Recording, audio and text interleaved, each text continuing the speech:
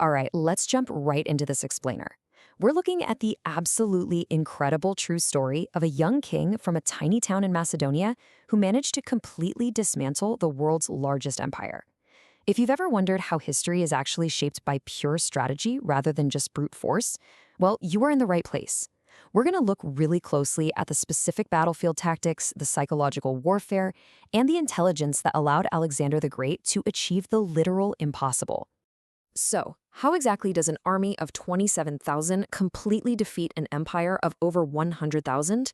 To truly figure that out, we have to look past the ancient myth of Alexander being this divine son of God and focus strictly on the brilliant military and psychological tactics that made this mathematically impossible victory a reality. I mean, how do you win when you're outnumbered almost 4-1? It requires a level of genius that just totally rewrites the rules of engagement. To understand exactly how he pulled this off, we're going to break it down into 6 parts. The making of a conqueror, his strategy against the Persian Goliath, winning hearts and provoking treason, the unyielding Indian front, his sudden mysterious death, and his immortal legacy. Okay, part 1. The making of a conqueror. You know, Alexander wasn't just born a strategic mastermind. He was meticulously crafted to become one. His progression was incredibly rapid. Born in 356 BC, his mother, Olympias, treated him like he was literally divine from day one. But his dad, King Philip II, just wanted a highly capable military leader, and the kid delivered. By age 10, Alexander was already showing this crazy fearlessness by taming a famously aggressive wild horse. And by 18, his dad trusted him enough to fight right alongside him at the pivotal Battle of Shornea. This was a young man practically raised on the battlefield. Now, all that raw talent was eventually refined into what the source material describes as his legendary kutil buddhi. It's a Sanskrit term that translates to cunning intelligence, patience, and diplomatic restraint. And he got this strategic mindset from 3 years of intensive training under none other than the famous philosopher Aristotle. Aristotle didn't just teach him how to fight, he taught him how to think, analyze, and totally manipulate situations to his advantage. Moving on to part 2, strategy against the Persian Goliath. Let's see how that elite education actually translated to the battlefield against King Darius. Picture this. Alexander steps onto the battlefield with an army of only 27,000 guys. Staring back at him is a Persian behemoth of well over 100,000 men. The size disparity is absolutely terrifying. Brute force is completely out of the question here. Being vastly outnumbered like that forced Alexander to rely entirely on military intelligence, patience, and flawlessly executed positioning. And here is exactly how he baited King Darius into making a fatal mistake. Step 1. Alexander orders his Greek army to intentionally retreat, just a tiny bit. Step 2. The eager Persian army rushes forward to crush them, but in their aggressive advance, their formation breaks and a gap opens up in their lines. Step 3. Alexander instantly exploits it. He sends his elite cavalry straight through that gap to strike from behind, causing absolute total devastation. Now put yourself in the shoes of the rival Persian commanders for a second. The psychological devastation of this tactical strike was just overwhelming. The sudden, chaotic breach in their lines completely spooked King Darius. He panicked and fled for his life. And that single act of cowardice, it caused the complete collapse and mutiny of the world's largest empire. Darius was actually assassinated by his own disillusioned commanders shortly after. So at just 25 years old, Alexander essentially becomes the master of Asia. Which brings us to part 3, winning hearts, provoking treason. Because his brilliance wasn't just in destroying empires, it was in how he absorbed them. He used that cunning intelligence we talked about to win the loyalty of the conquered Persians without using ongoing violence.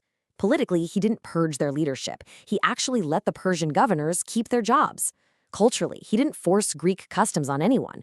Instead, he adopted their local festivals and even started wearing their clothes. Personally, he went as far as marrying his fallen enemy Darius's daughter. He shared the empire's immense wealth, and because of all this, the Persian people widely accepted him. But here's the massive irony. While the conquered Persians felt respected, his original Macedonian soldiers felt deeply betrayed. I mean, they fought to destroy Persia, not to watch their king dress like the enemy and hand out their hard-won wealth. This whole cultural assimilation thing provoked immense anger, paranoia, and deadly assassination plots right from within his own ranks. Alexander was forced to become ruthlessly vigilant, and he even had to execute his own conspirators just to survive. Part 4. the unyielding Indian front. So, despite the treason brewing at home, Alexander pushes his exhausted, literally mutinous army eastward, chasing the immense wealth of the Indian subcontinent. Crossing the Khyber Pass, the unstoppable force finally meets an unyielding object, King Porus. Unlike the governors who surrendered at the mere sight of Alexander, Porus absolutely refused to bow. What followed was a brutal, months-long war. It was, without a doubt, the longest, most dangerous fight Alexander's army had ever faced, pushing everyone to their absolute limits. Alexander does ultimately win the battle, but what's incredible here is his strategic respect for a strong adversary. He doesn't execute Porus. Actually, he's so impressed by the king's sheer willpower and combat skills that he returns Porus's kingdom to him, and then gives him even more territory to rule. He realized that securing a loyal ally at the literal edge of the known world was way smarter and way more beneficial than just total destruction. Part 5. A sudden, mysterious death. The man who defeated every massive army on Earth was ultimately defeated by his own biology at a shockingly young age. June 323 BC, Alexander arrives in Babylon. Almost immediately, he contracts a severe fever. Just 10 days later, the conqueror of Asia is pronounced dead at only 32 years old. But ding! The immediate aftermath is where this story takes a really, really strange turn. For 6 full days, 6 full days after his physicians declared him dead, his body did not decompose at all. In the ancient world, they saw this as a literal miracle. It made his followers absolutely certain that the myths were true, that Alexander wasn't just a mortal man, but an actual god walking among them. But modern medical researchers, they suggest a much darker scientific reality. He probably wasn't immortal. The theory is he suffered a severe stroke that caused deep paralysis. This would have dropped his body's oxygen demand so low that his breathing became virtually undetectable to ancient doctors. The tragic conclusion here? History's greatest conqueror was likely in a deep, paralytic coma and prepped for burial while he was still alive. And finally, Part 6, the immortal Hellenistic legacy. His life was cut tragically short, but his strategic footprint permanently reshaped the globe. He sparked the 200-year Hellenistic era, acting as this massive cultural bridge between East and West. By linking Central Asia and India, he laid the groundwork for what would eventually become the Silk Route. He founded over 50 cities, and honestly, most importantly, his brilliant battlefield tactics, that absolute mastery of positioning and military intelligence, went on to influence major historical empires for centuries, and they are literally still taught in military academies across the world today. So we're going to leave you with this final thought to chew on. If a 32-year-old, starting with just 27,000 men, could completely rewrite the map of the ancient world through pure strategic genius and cunning intelligence, what would our world map look like today if he had been given just one more decade? Thanks so much for joining us on this explainer. We really hope this gave you a whole new perspective on the history of strategy.